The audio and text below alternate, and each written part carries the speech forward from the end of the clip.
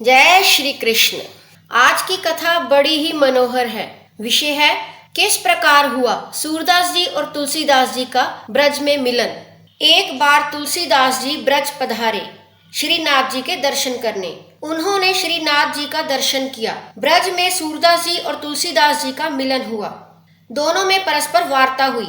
कभी रूप की चर्चा हो रही थी, कभी कोई लीला का कथन श्रवण होता था। जब नाम की बात आई, तुलसीदास जी ने कहा, नाम की महिमा तो श्री राम की ही अधिक है।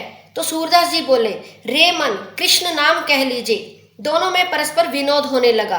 तो गोस्वामी जी ने कहा, क्यों ना आज निर्णय कर लिया जाए कि हमारे इष्ट का नाम अधिक गौरवशाली है या आपके इष्ट का। तो सूरदास जी ने कहा, ठीक है, निर्णय कर लिया जाए।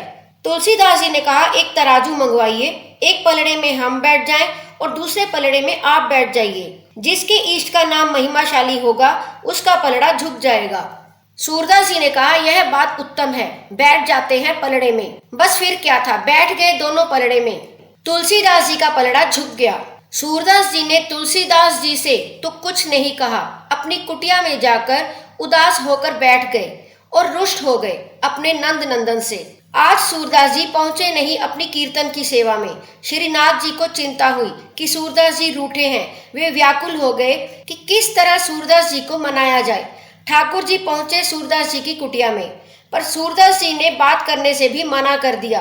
अब ठाकुर जी बोले कि बाबा हमारी नेक सुन तो लियो। तो सूरदास जी ने कहा, अरे लाल जी, आपकी का सुन ले, जन्म भर आपको गुणगान गायो।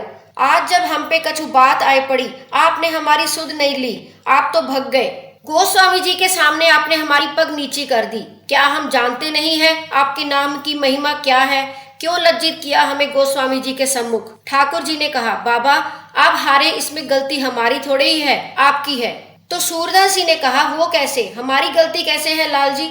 ठाकुर जी बोले, आपने तुलसीदास जी को देखा है कैसे हृष्ट पुष्ट हैं, और आप कैसे हैं दुबले पतले। और आपको स्मरण होगा तुलसीदास जी क्या बोलकर पलड़े में बैठे थे, जय मेरे सिया राम। एक तो तुलसीदास जी ऐसे, और माता जी का नाम भी साथ लिया उन्होंने। लिया कि नहीं? बाबा बोले, हाँ सो तो लिया। ठाकुर जी बोले, आपने क्या कहा?